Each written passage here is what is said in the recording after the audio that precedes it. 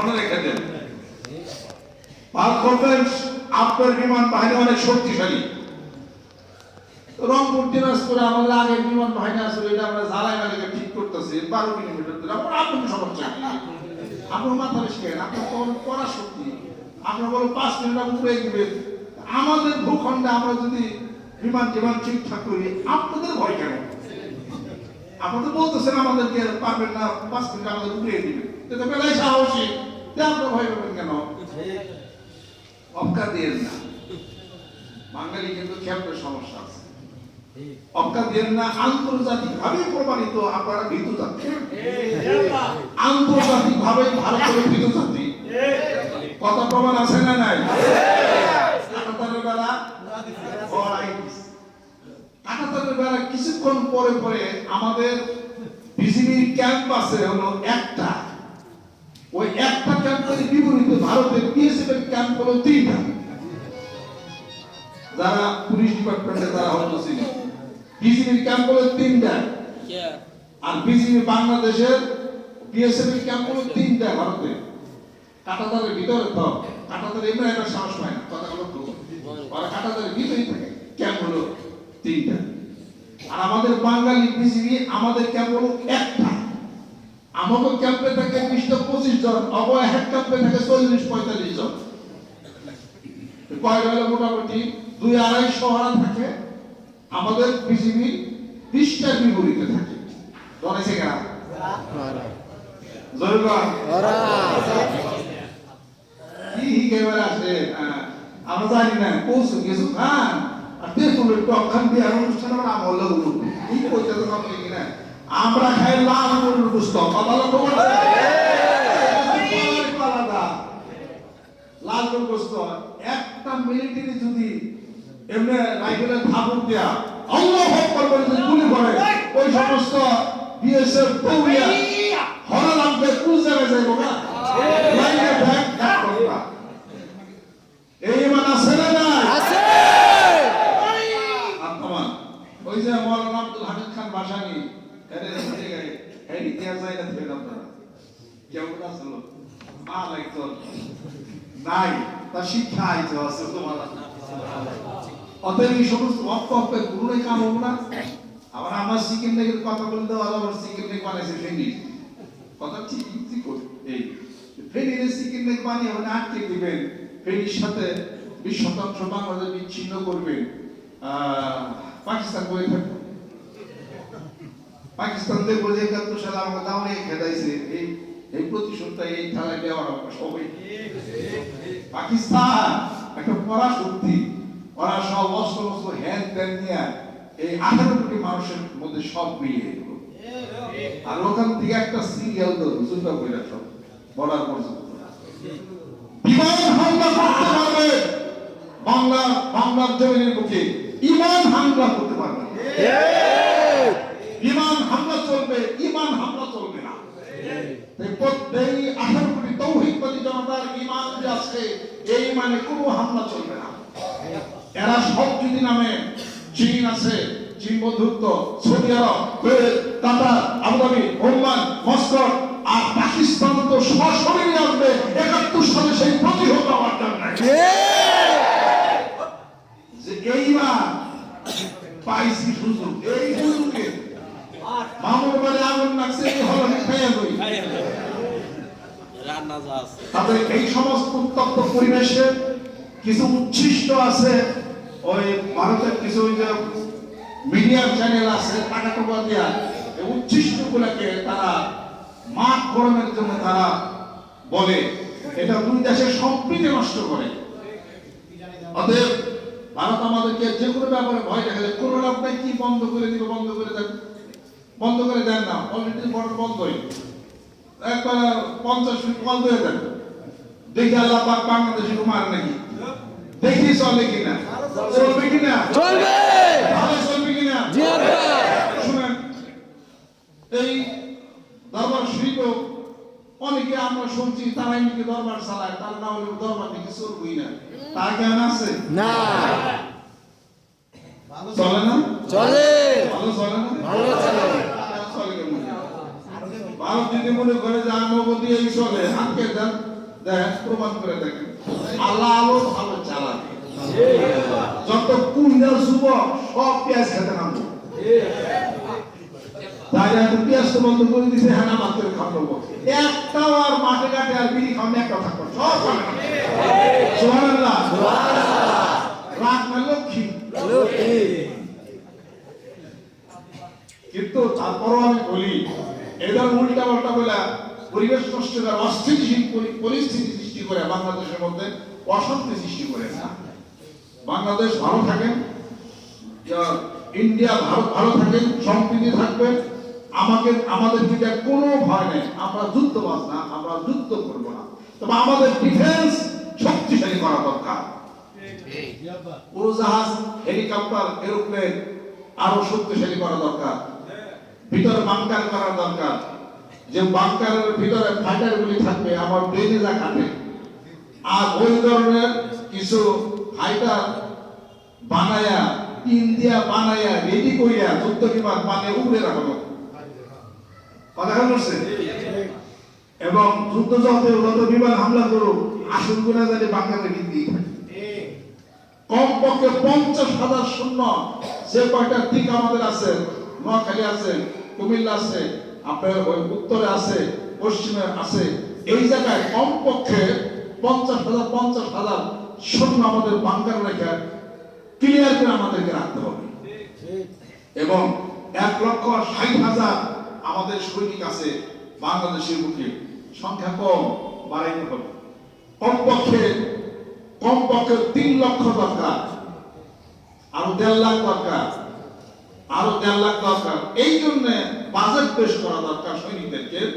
সেই বাজেটের মধ্যে যত ধনী পুঁজিপতি যারা আছে তাদের মধ্যে টিভি দেয় পান্তা ধরে বসায়া বাংলাদেশের টাকা নিয়ে খালি গোলাজাত খরচ নেয় বলা, আমার দেশের শান্তি সুরক্ষার জন্য, নিজের প্রতিষ্ঠা হওয়ার জন্য, যে কোনো সময় যে কোনো দেশ থেকে হামলা হতে পারে, তার মোকাবেলা করার জন্য এই দেশের সরকার যা দরকার তাই করবে, বাধা দেওয়ার মতো ক্ষমতা খাবার নেই। টাকা পাচার বাংলাদেশ থেকে বন্ধ করতে হবে। আমি আমার বক্তব্যের মধ্যে 8 বছর ধরে আমি বলি কালো টাকা বলতে কিছু নাই, মনে আছে আপনাদের? কালো টাকা বলতে কালো টাকা ওইটা যা বাংলাদেশের সীমানা পার হয়ে বাড়িয়ে দিতে ওটাই হলো কালো টাকা। যতক্ষণ পর্যন্ত আমার ভৌগোলিক সীমানার মধ্যে থাকবে ওইটার কালো টাকা না, ওটা কেউ না কেউ খাবে। আজকে আমার কাছে যদি 1,000 কোটি টাকা থাকে, সে মনে করেন এত নাই, কেউ মনে করেন না থাকে, যদি আমার এখন জানা না খারাপ টানা ভাই অন্ধ জানে 20-72 টাকা 14 জানা এই আমার এখন সরকার পয়সা থাকে আমার বেলায় তালাশ করে সব সরকারের দেখছে যে না ওরা পিছিয়ে লাগে না। আমি কইতেছিলাম কালো টাকা যেটা এই অতএব আপনি যে এই ভৌগোলিক পরিবেশের মধ্যে যে টাকাগুলি যেটা আছে এগুলো কোনো কালো টাকা না। আমার কাছে যদি 2,000 কোটি টাকা থাকে, সে মনে করে আপনার কাছে 500 কোটি টাকা যদি থাকে, বাংলাদেশে থাকুক, থাকলে পরে আপনি কই রাখবেন বলেন তো? ব্যাংকে রাখবেন। ব্যাংকে রাখলে বাংলাদেশ ব্যাংকের টক করে খবর ছিল রাখেন। আপনাকে আমি অভয় যেন দেই যে ব্যাংকে টাকা রাখেন, কোনো সমস্যা নেই, আপনি ওই টাকা আমারে পার্সেন্টেজ আমার দেওয়া যান। বড় বড় মন্ত্রী মিনিস্টার বলে ইকোনমিক্স করে, ইকোনমিক্স কারে কয়? ইকোনমিক্স বুঝা কিছু অর্থনীতি হয়, আমরা তো বুঝলাম আমরা অর্থনীতি কি। সাধারণ মানুষের মধ্যে যখন তুমি ব্যবসার ভীতি ধরাই দেবে, সাধারণ মানুষকে এই দেশে টাকা ধোয়ার নিরাপত্তা মনে করবেন, অটোমেটিক এই টাকা দেশ বিদেশে চলে যাবে। এদেশের ব্যবসা বাণিজ্যের মধ্যে সুযোগ সুবিধা সরকার যদি না দেয়, তাহলে এই দেশের অস্থিরতা হবে, টাকা হুন্ডির মাধ্যমে মানুষ বাহিরে পাঠায়। এটা তো খালি জনগণের একটা দোষ না, সরকারের তো এটা ভৌতিক একটা রয়ে গেছে। অতএব 10 লাখ টাকা তুমি ব্যাংকে রাখো, কোনো সমস্যা নেই, আমার কি দাও পার্সেন্টেজ দিচ্ছি, সরকার পার্সেন্টেজ এগুলো সরকার পাস করে জনগণের ব্যাংকে রাখবো, ও টাকা খাটাইবো না, মিল কল কারখানা ইন্ডাস্ট্রি করলে আমার দেশে বেকারত্ব সমস্যা মিটবে না। এই দেশে থাকলে কি হবে, টাকা তো ভোগ করবে, করলে আমার লাভ। সুবহানাল্লাহ। আর অস্থিরতা যদি সৃষ্টি হয়, শুনছি আপনার ব্যাংকের অ্যাকাউন্টে 100 কোটি টাকা আছে, সাত কই না স্যার আপনি দিলে এই সমস্ত টাকা এটা ওটা হ্যান্ডেল ফিরি দেন গিয়ে ওই খাইলে বলে সব কিছু হারে। হলমার্কের মতো একটা বিশাল একটা জায়গা আপনার এই যে হেমন্তপুর, এখানে হলমার্ক দিছি 30,000 কর্মী বেকার হয়ে গেছে। তার গামড়ায় দূরে তার জেল মেল খাটাই বাড়ি, এটা কোন ধরনের কথা? এটা 5,000 কোটি টাকা নিছে, বেশ ভালো কথা, বিশাল একটা প্রতিষ্ঠান করছে। তার যদি দইয়া জেল খাটিয়া যদি তার মাইয়া ধরে দেয়, আমরা তো পরিত্যক্ত করে রয়েছি, তাহলে তো আমার ক্ষতি। বড় বড় চালানোর সুযোগ দেয়, ও আমার টাকা পরিশোধ করবে, 30,000 কর্মী আমার বেকার সমস্যা আমার মিটবে, বিদেশ থেকে জিনিসপত্র আমার আসবে। তা না করে তুমি কিস্তি দাও না, হ্যান দাও না, ত্যান দাও না, তার দেবে আটকে দিচ্ছে। টাকা উদ্ধার করা আমার সরকারে হলমার্ক বেরার প্রতিষ্ঠান বন্ধ হয়ে গেছে। কোন ধরনের থেকে পয়সা ফুরিয়ে যায়। জনগণের সাথে আপন যদি হতে না পারে, জনগণের সাথে পুলিশ ডিপার্টমেন্ট যদি আপন হতে না পারে, তাহলে পরে কোনদিন দেশে শান্তি ফিরা কখনই এটা আসবে না। আর এইটার জন্য হলো পূর্ব শর্ত একটা, যে এই দেশে আপনার ব্যক্তি স্বাধীনতা, কথা বলার স্বাধীনতা, এই স্বাধীনতা প্রতিষ্ঠা অবশ্যই করতে হবে। স্বাধীনতা প্রতিষ্ঠা করে অবৈধ করতে হবে। গণতন্ত্রের হিসাবপত্র আপনাকে আনতে হবে। গণতন্ত্রের হিসাবপত্র আপনাকে সেট আপ দিতে গেলে একটা নিরপেক্ষ নির্বাচন করা দরকার। নিরপেক্ষ নির্বাচিত সরকারের উপরে বিদেশের সমস্ত বিনিয়োগকারী লোক যারা আছে তারা আস্থাশীল হবে। সুবহানাল্লাহ, সুবহানাল্লাহ। কানাডা আস্থাশীল হবে, অস্ট্রেলিয়া আস্থাশীল হবে, তারপরে আমেরিকা আস্থাশীল হবে না। সত্যিকারের ভাবে জনগণ তাকে চায়, জনগণের ম্যান্ডেট নিয়েই সে ক্ষমতায় গেছে। অতএব মানুষ বিনিয়োগ করে, বিভিন্ন দেশ বিনিয়োগ করবে। আর যদি তা না হয়, অস্থিরতা চলে আসবে। অস্থিরতা যখন হবে, বিদেশি বিনিয়োগ তখন থাকবে না। বিনিয়োগ না থাকলে এই দেশ রিজার্ভ ফান্ড না আনতে দেশ দেউলিও, দেশ মারামারি, কাটাকাটি, খুনাহানি, তারপরে চাঁদাবাজি, বিষয় বিতর্ক সব কিছু হয়ে যাবে। আপনার পেটে যদি বাত না থাকে, তাহলে আপনি কি করবেন? আপনি চাকুরে বেরোবেন, চাকুরে বেরোবেন, মারামারি, খুন, হ্যান, এগুলো কেন হচ্ছে? কেউ কাউকে শক্তিশালী হয়ে কেউ কাউকে খুন করছে, আপনি হয়তো ফিরাচ্ছেন না। কেন ফিরাচ্ছেন না? এরা যদি কিছু বলি, তাহলে পরবর্তীতে সামনে কিছু আমার মতো কথা লক্ষ্য করছেন, ও আমাকে করতে পারে, এই ধরনের কথা। অতএব যদি সুষ্ঠু একটা কাজ বাংলাদেশে যদি হয়, তারা শান্তি ফিরে আসবে। সুবহানাল্লাহ। কার প্রতি অন্যায় অত্যাচার করে কাউকে ক্ষতি করা, সুযোগ সন্ধানী হয়ে কাউকে অহেতুক হয়রানি করা, মিথ্যা কেস দেওয়া, মিথ্যা বানোয়াট কোনো কিছু করা, যে কোনো সরকার আমলে হোক না কেন, সরকার নাই কথা ঠিক, এখন সুযোগ সুবিধা বই যায় কাউকে মিথ্যা হয়রানি করা, যে কিছু করেই না তাকে হয়রানি করা, হ্যান করা, এটা কখনোই যেন না হয়, কখনোই যেন এটা না হয়। আমি আপনাদের ক্ষেত্রে আরেকটা কথা বলি, বাংলাদেশে সর্ববৃহৎ আসলে যে দুটি দল, বিএনপি এবং আওয়ামী লীগ, রাজনীতির কথা বলা ঠিক না, কথা ঠিক, কিন্তু আমি মানিকগঞ্জ আবাসিক পক্ষ থেকে আমি বলি, আমার কেউ মনে করেন আমি আওয়ামী লীগ করি, তা না। এই বৃহৎ দল এই আওয়ামী লীগ, এই দলটাকে যে ব্যান করার যে কথা হচ্ছে, মানিকগঞ্জ আবাসিক থেকে আমার কথার দায়িত্ব আমার কাছে, কখন এই দল ব্যান করার প্ল্যান আপনারা করবেন না। এই দলকে যদি সরকার ভাবে ব্যান করে, চরম ভুল করবে। শোনেন, আওয়ামী লীগ গভর্নমেন্ট চরম ভুল করেছিল ওই জামাত ইসলামকে ব্যান করে। আওয়ামী লীগ গভর্নমেন্ট এই জামাতকে ব্যান করছিল, এটা চরম ভুল সিদ্ধান্ত। এখন আবার সুযোগ পায় যদি আওয়ামী লীগকে ব্যান করে, এটা আপনাদের আরেকটা চরম সিদ্ধান্ত। প্রচলিত আইনে দুষ অপরাধ কেউ করতে পারে, খুন খারাপি করতে পারে, কেউ গুম করতে পারে, প্রচলিত আইনে সেটা তার বিচার সালিশ হবে, তাকে জেল হতে খাটাইতে পারে, অনেক কিছু সেটা এটা হইতে পারে এটা। কিন্তু একটা দলকে ব্যান করবেন, এটা নিষেধাজ্ঞাকারী আত্মকের একটা শক্তিশালী দল বাংলাদেশের বুকে। আওয়ামী লীগ কি এখন মরে গেছে নাকি? আওয়ামী লীগ আছে না? শোনেন, আওয়ামী লীগের সময় যখন আওয়ামী লীগের ছাত্রলীগ, যুবলীগ, তাঁতিলীগ সবাই মনে করছিল জামাত শিবির মোটামুটি ভাবে বাংলাদেশ থেকে নিপাত হয়ে গেছে মনে করছো না? জি আব্বা। কেউ মরছে, কেউ গুলি খেয়েছে, কেউ ঘুমছে, হ্যান্ডাম হয়েছে, এত কিছু হয়েছে। আসলে কি জামাত শিবির নিপাত হয়েছে না, অনেক তো জামাত শিবির এরকম জায়গা থেকে কথা খেয়াল করছে ঠিক। এক মিছিল হলে হাজার হাজার লক্ষ মানুষ আর সব জায়গায় দেখা যায় জামাত শিবির ঘটনা ঘরে ঘরে জামাত শিবির অথচ দাঁড়িয়ে কেউ ঠিক পায় না তাদের।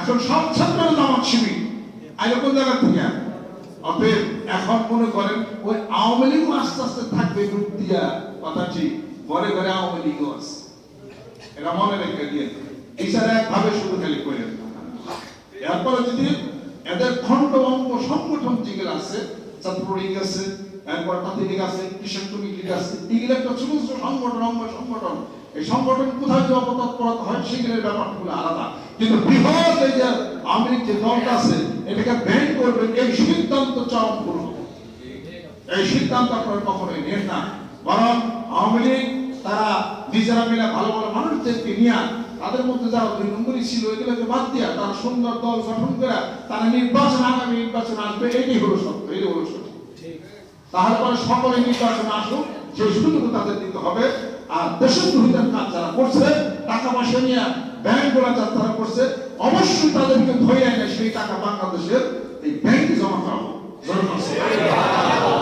আমি আপনাদের ক্ষেত্রে আজ করতে চাই আমি কোন দলের লোক না মনে রেখে দিয়ে আগে থাকতে বলি আমি কাউরে ভয় করি না আমি আল্লাহকে ভয় করি দেশের জন্য যাহা শান্তি যাহা ভালো সেরা বাংলাদেশের পক্ষে যে একটা সমস্যার সৃষ্টি হচ্ছে যেটা হিন্দু উগ্রবাদী যে একটা হিসাব পত্র একটা ইস্কন আপনারা অনেকে মনে করেন আমরা প্রতিবাদ করি না দরবারে কই তো এই জন্য মাঠে কইলে প্রতিবাদ বোঝা যেত নাকি করি না এই তো সময় যদি হয় মানিকগঞ্জের অসীম মাঠে নামবে কোনো সমস্যা নাই আমি কোরআন এবং হাদিসের পক্ষে আমি মাঠে যাব আমি কোনো দল করি না তবে আমার পরবর্তী আহ্বান হলো এই ইসকন এটা হলো হিন্দুদের মধ্যে মুসলমানদের মধ্যে বিভাগ সৃষ্টি করার জন্য আর একটা নতুন একটা দল দিয়েছে এটা বাংলাদেশের জন্য স্থান দান করতে যাবে না হিন্দু সম্প্রদায়ের সাথে মুসলমান সম্প্রদায়ের সম্প্রীতি নষ্ট করার একমাত্র মাধ্যম হলো সেই হলো ইসকন মুসলমান ইসলামী যে দলগুলি আছে মেহেরবানি করে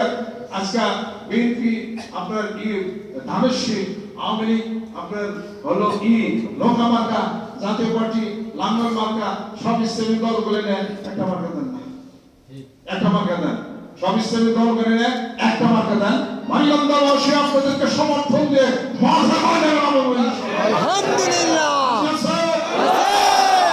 কোরআনের আলো ঘরে ঘরে চলো, হাদিস শরীফের আলো ঘরে ঘরে চলো, সুন্নতের আলো ঘরে ঘরে চলো, আয়াতের আলো ঘরে ঘরে চলো, আত্মশুদ্ধির আলো ঘরে ঘরে চলো। এই স্লোগান দেশ কোর্সের ময়দানে যাবে কোনো সমস্যা নাই আলহামদুলিল্লাহ, অনেকে ডাক দিলে লোক হয় আমরা ডাক দিলে কিছু মানুষ হইতো আলহামদুলিল্লাহ। এবং আমরা যা যখন নামবো মাঠে দেশকে ভালোবাসে নামবো তার সাথে মারামারি করতে চাই না আমরা দেশে সর্বতভাবে শান্তি চাই কিন্তু আমাদের আমেরিকা আমাদের জামাত আমাদের ঐক্যজোট আমাদের বরদাস আমাদের মিনার আমাদের পন্থা আমাদের আমরা এই দেশে শান্তিপূর্ণভাবে সকলের হক অধিকারকে বিনষ্ট করে আমরা চলতে চাই সেই জন্য যতগুলো মুসলিম বিদ্বেষী আছে কোরআন বিদ্বেষী হাদিস শরীফ বিদ্বেষী আছে এই দেশের সকল ক্ষেত্রে তারা প্রভূত বিস্তার করে ইসলামকে ক্ষতিগ্রস্ত করার চেষ্টা করছে ওই চিহ্নিত মানুষদের সাথে কোনো কম্প্রোমাইজ হতে পারে না আমি আপনাদের ক্ষেত্রে আলোচনা করতে চাই আসেন হুজুরা যারা আছেন তারা একতা যদি হয়ে যান তার বিশাল একটা শক্তি আপনাদের হয়ে যাবে ইনশাআল্লাহ সৈন্যের নেতৃত্বে এই শান্তির ডাক দিছি আগামী ডিসেম্বর মাসের 25 26 27 তারিখে শরীয়ত তরিকত হকিকত মারিফত জানা মানা বোঝা আমার মুর্শিদের বলিষ্ঠ নেতৃত্বে টেকনাফ থেকে দিল্লি পর্যন্ত লা ইলাহা ইল্লাল্লাহ জিকিরের দুর্গ প্রত্যেকটা গ্রামে গঞ্জে প্রত্যেকটা মহল্লায় বাজাইতে হবে রাজি আছে আল্লাহর আশে আল্লাহ পাগলেরা এই জিকিরের দাওয়াত গ্রামে গঞ্জে এবং মাঠে ময়দানে দোকান ঘাটে প্রাইভেট সেকশন হাই সেকশন এবং কলেজ ইউনিভার্সিটি শিক্ষা কেন্দ্র তহসিল নামে আলিয়া মাদ্রাসা প্রত্যেকটা জায়গায় জায়গায় মানিকগঞ্জ দরবার শিবিরের যারা আছে তারা শুধু গ্রামে গঞ্জে থাকবে না, প্রত্যেকটা শিক্ষা প্রতিষ্ঠান সব জায়গাতে দাওয়াতের ব্যবস্থা করে তাদেরকে জানাইতে হবে আল্লাহ জিকির করা, কোরআন শরীফ তেলাওয়াত করা, পাঁচ ওয়াক্ত নামাজ পড়া, বায়াত শরীফ হয়ে আত্মশুদ্ধির ব্যবস্থা করা, আল্লাহর জন্য আল্লাহর হুকুমত কায়েমের জন্য সবাই একত্রিত হয়ে যাও। আল্লাহ আল্লাহ পাক আমাদেরকে যেন কবুল করে নেন, রহমত বরকত আল্লাহ পাক যেন কবুল করে নেন। যে কোনো দ্রুত পরিস্থিতিতে ইসলামের প্রতি একটা হানা আসে, দেশের প্রতি হানা আসে, ইনশাআল্লাহ তাআলা আপনারা কান উঁচু করে থাকবেন। সময় হলে আমার একটা টেলিফোন বাজবে, তখন যদি বলি যার যা কিছু আছে, কাশি আছে, দাও আছে, আর আড়াই হাত বাঁশের গুড়াইছে আছে, যেটা হুকুম হেঁটে কিছু না থাকে মানদারের দায়িত্ব আছে, কিছু না থাকে শিকার নলা তো আছে, আরো একটা কিছু ইনশাআল্লাহ চিন্তা কোনো কারণ নাই। আপনাদের খেদমতে আরো করতে চাই আল্লাহর ইশক, আল্লাহর প্রেমে ভালোবাসা আপ্লুত হয়ে প্রতিবেশীরা সম্প্রীতি রাখতে চাই। কোনো সমস্যা ইনশাআল্লাহ হবে না। যুদ্ধ লাগে গেল শোনেন, যুদ্ধ লাগবা তো সহজ না, অনেক দিনে যুদ্ধ লাগলে লাগতে দিব না, শান্তি প্রতিষ্ঠা করতে হবে। নেতৃত্বে আল্লাহ জিকিরের দাওয়াত পৌঁছে দেন, হিন্দুদের মধ্যে শান্তি হয়েছিল। দশের থেকে 12,000 হিন্দু সম্প্রদায় যারা আছে তারা তাদের সাথে সুসম্পর্ক করে শান্তি প্রতিষ্ঠা হয়েছে না? আমি নিয়োগ করতেছি হিন্দুদের একটা ওয়াজ আমি করব, শুধু হিন্দু সম্প্রদায় যারা যারা মুরিদ আছে অন্য ডাক দিলে কি পেয়ে গেল অন্য মাসি বলে উনি ব্যাগ মনে হয় মুসলমান পারে আমি ডাক গেলে কিন্তু বিশাল মাঠ কিন্তু হয়ে যাবে। তারা কিন্তু আমাদেরকে আদর করে, স্নেহ করে, ভালোবাসে। তারা সহজ অবস্থানে ভালোভাবে আমরা এখানে আসছি। কি একটা কাণ্ড হয়ে কেমনি বিশ্ববিদ্য এগুলা ঝামেলা ঝামেলা এটা হয়ে গেল। আসেন বিভিন্ন দলের বন্ধুরা যারা আছেন, যারা অনেকে বিভিন্ন দল করেন, ওই দলের সাথে সম্প্রীতি রেখা কোরআনকে মানেন, হাদিসকে মানেন, জিকির করে, আল্লাহর নাম নেন। এই দেশে শান্তি প্রতিষ্ঠা করতে হবে। আর রক্তপাত, হানাহানি আমি চাই জনের মধ্যে সব বন্ধ হয়ে যায়। কোন দেশ কোনোভাবে আমাদের দেশে যেন উত্তপ্ত পরিবেশ সৃষ্টি যেন করতে না পারে, সেটাকে খুব সতর্ক দৃষ্টি থাকতে হবে। কোন দেশের সাথে কোনো যুদ্ধ নাই, যুদ্ধ চাই না, শান্তি চাই। রাজি আছে? অসম্প্রীতি চাই না, সম্প্রীতি চাই। রাজি আছে? বহু জাতি বাংলাদেশ এবং সম্প্রীতির দেশ, সেটি যেন প্রতিষ্ঠা হয়ে যায়। আল্লাহ আশিক, আল্লাহ পাগলেরা, আল্লাহ পাক আমাদেরকে যেন কবুল করে নেন, রহমত করেন, বরকত আল্লাহ পাক যেন নাজিল করেন। আর 25-26 তারিখে আমাদের এখানে বিশ্ব ইজতেমা হবে। নতুন অনেক উলামা একরাম আসছেন, আলেমদের মধ্যে মাদ্রাসার মধ্যে আমরা কাজ শুরু করেছি, অনেক সারা লাগছে। ইনশাআল্লাহ তাআলা আগামীকাল বেলা 10টার সময় আমাদের এখানে মানিকগঞ্জ জেলার উলামা একরাম আছেন, মসজিদ ইমাম খতিব মাদ্রাসা। আমি একটা সাধারণ মত বিনিময় এবং আপনাদেরকে দাওয়াত দিয়েছি, আমি একটু এন্টারটেইনমেন্ট করার জন্য গেট টুগেদার, একটা পরিচিতি, একটা আলাপ আলোচনা, একসাথে বসে একটু, এটার জন্য আর অন্য কোনো কিছু না। এটা হবে ইনশাআল্লাহ তাআলা। আর বিশ্ব ইজতেমার প্রথম দিনই অনেকগুলো একদম বিভিন্ন জেলা থেকে আসবেন, প্রায় 1000 খানিক মতো আলেম ওলামা প্রথম দিন হবে আর কি। তো ওনাদেরকে আদর আপ্যায়ন করার দরকার নাকি কোনো ঠিক না। আমি তো চেষ্টা করতে আছি যতটুকু ব্যবস্থাপনা করতে করা আমি দেবো। তো ওনাদের আদর আপ্যায়ন করতে গেলে আমার প্রথম হয়তো একটা গরুর দরকার, তো খাওয়ানোর দরকার, 1000 মানুষের তো একটা গরুর তো দরকার হয়। এরকম 3 দিনে প্রায় 3-4 হাজার আলেম নতুন আলেম আসবে, মসজিদ ইমাম খতিব মাদ্রাসার মুহতামিম আসবেন। এরকম তো পারেন নাকি একটা গরু দিবেন, পারেন বা খাসি দিবেন, পারেন নাকি? 10টার কথা কেউ না, তোমরা প্যাটে খিদা থাকলে বাঙালি যাবে